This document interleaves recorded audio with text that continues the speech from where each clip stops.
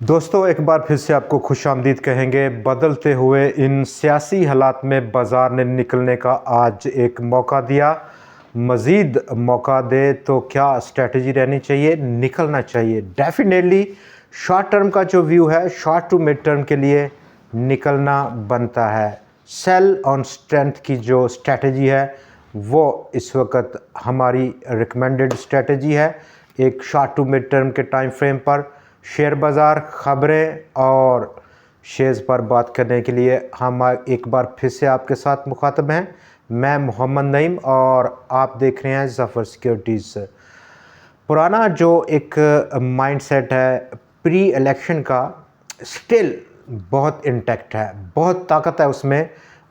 उस इमोशन में जो प्री इलेक्शन एस्टेब्लिश हुआ था स्टॉक मार्केट, शेयर बाज़ार के हवाले से, ख़बरें और जो ध्यान है, हमारी रोज़ जो बात होती ब्रोकरेज हाउसेस से, ट्रेडिंग डेस्क से, और उन ट्रेडिंग डेस्क से जो पूछा जाता है कि क्या जो सेंटीमेंट है, सिनेरियो है, अब पोस्ट इलेक्शन क्या लग रहा है।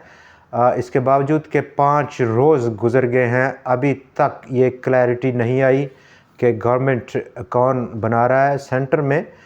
बहुत वीक, कमज़ोर किस्म की ये गवर्नमेंट इन ऑफिस होगी, जो कि मामलात को देखेगी, मुआशी मामलात, उन पर मज़ीद हम बात करेंगे। तो वो बहुत स्ट्रांगली रिकमेंड किया जाता है ट्रेडिंग डेस्क से कि मियाँ साहब आ रहे हैं।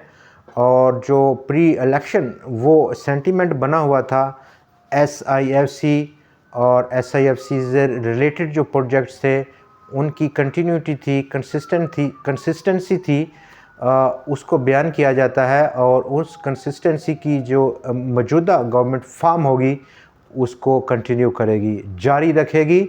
बट अनफॉर्चुनेटली बहुत बड़े सवालिया निशान यहाँ पर उभरे हैं इस सारे अमल पर। और अब जो नई गवर्नमेंट सिटिंग आएगी उसका टेन्योर, उसकी मुद्दत कितनी होगी, ये भी बहुत बड़ा एक सवालिया निशान है।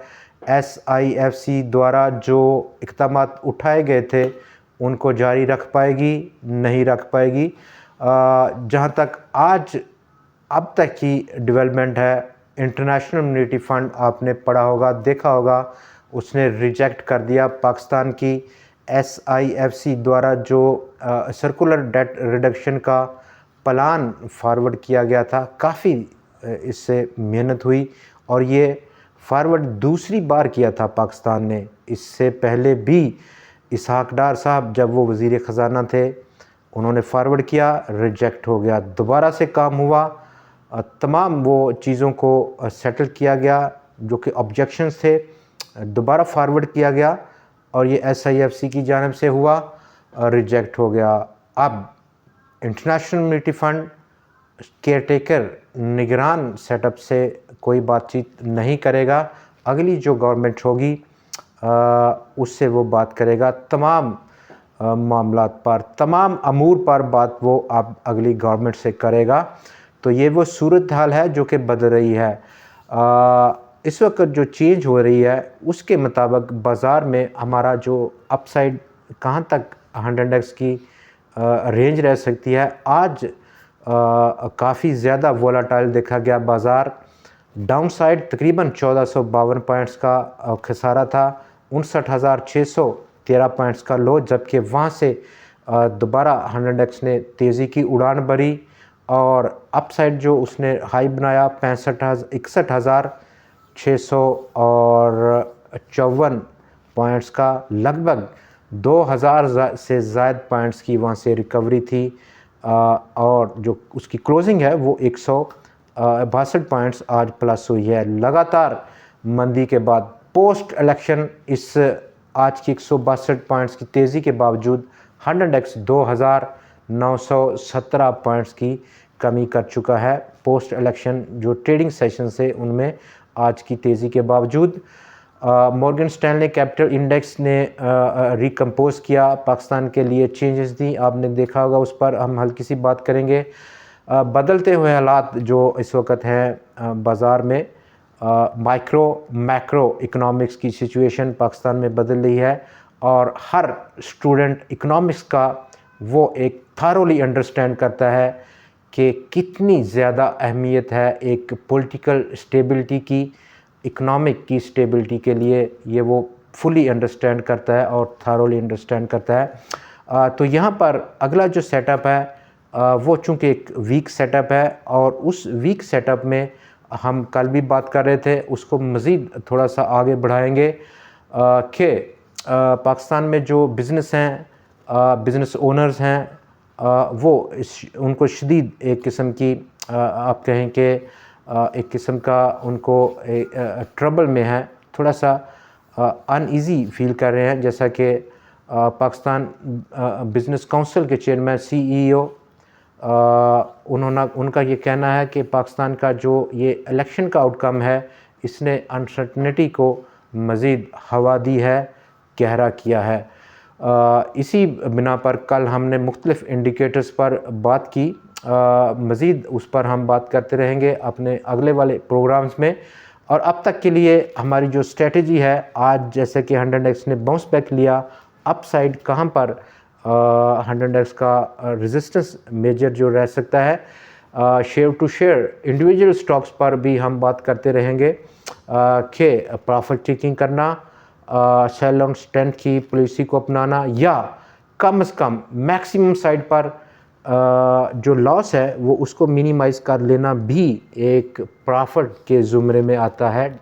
एक मुनाफा एक किस्म का, ना कि एक बड़ा लॉस बंदा बियर करे, छोटे लॉस को कट कर लेना पोजीशन, एक किस्म का इन्वेस्टमेंट्स जो थ्योरी है एक प्रॉफिट गिना जाता है, कंसीडर किया जाता है।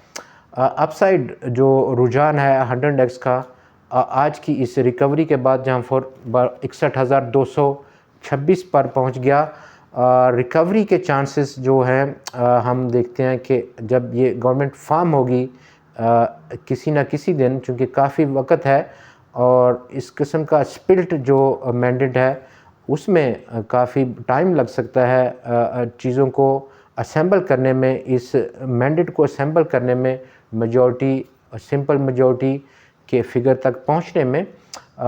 तो इस फार्मेशन में जो अपसाइड पोटेंशियल है 100x का वो इब्तदाई तौर पर 63,100 या 400 पॉइंट्स की सतह, जबकि मैक्सिमम अपसाइड जो पोटेंशियल है 100x का वो फिल वक्त आज के दिन के लिए ये रिव्यूएबल है। इस पर हम दोबारा से जांच करेंगे बदलते हुए जो हालात हैं आने वाले दिनों में उन पर कि इसको रिविज़िट किया जाए, अप किया जाए या उसको डाउन साइड मूव किया जाए।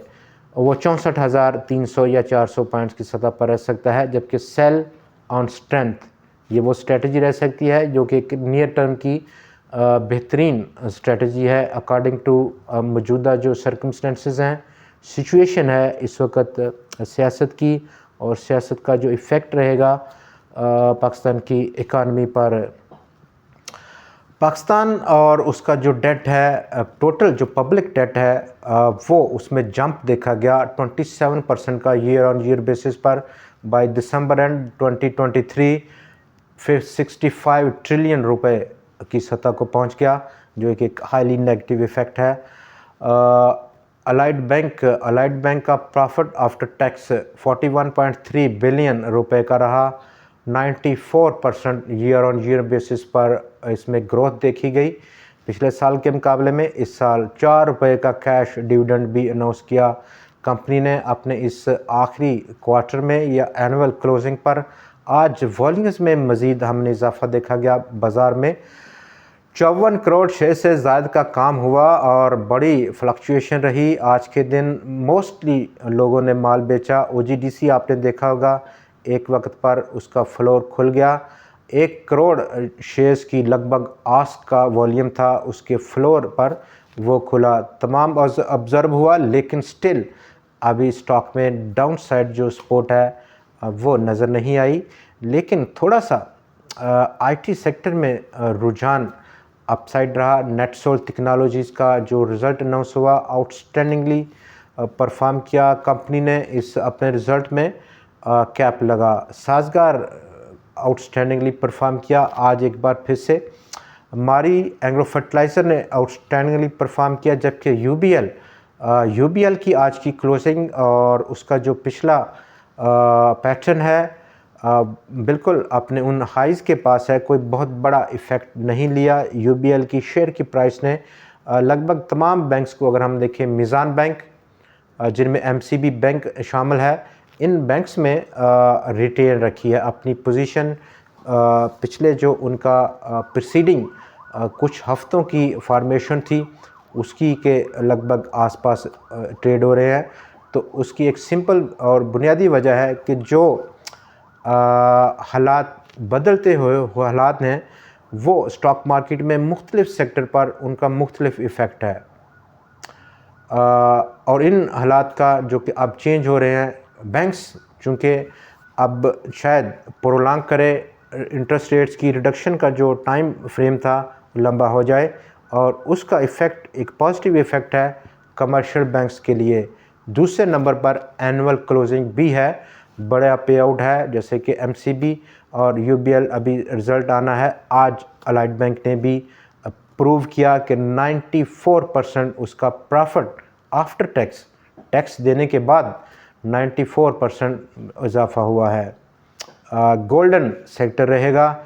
इस तमाम डेवलपिंग जो चेंजिंग इन्वायरमेंट है, सेंटीमेंट है कमर्शियल बैंक्स का। वॉल्यूम्स में इजाफा और नंबर ऑफ़ ट्रेडिंग जो स्क्रिप्ट है उसमें भी थोड़ा सा इजाफा देखा गया। 352 का 2,33,000 से ज़्यादा की टोटल नंबर ऑफ़ ट्रेड्स थी। काफ़ी पार्टिसिपेशन में आज इजाफा हुआ। जब नीचे थोड़ा सा माल छोड़ा गया, ऊपर दोबारा छोड़ा गया, वाइड रेंज पार्टिसिपेशन किया, डे ट्रेडिंग में इजाफा हुआ, वॉल्यूम में इजाफा हुआ। लेकिन स्ट्रेटजी अगर मैं रिपीट करूं तो सेल ऑन स्ट्रेंथ, वक्ती तेज़ी हम ज़रूर एक्सपेक्ट करेंगे इस डिक्लाइन, या जब एक पैटर्न जो शेयर की प्राइसेस का होता है उसमें एक नेचर है मूव करने की, उस हवाले से सेल ऑन स्ट्रेंथ की पॉलिसी को अपनाना बेहतरीन स्ट्रेटजी है। कल आपसे फिर मुलाकात होगी नई खबरों नए वीडियो के साथ। तब तक के लिए हमें इजाज़त दीजिए। खुदा।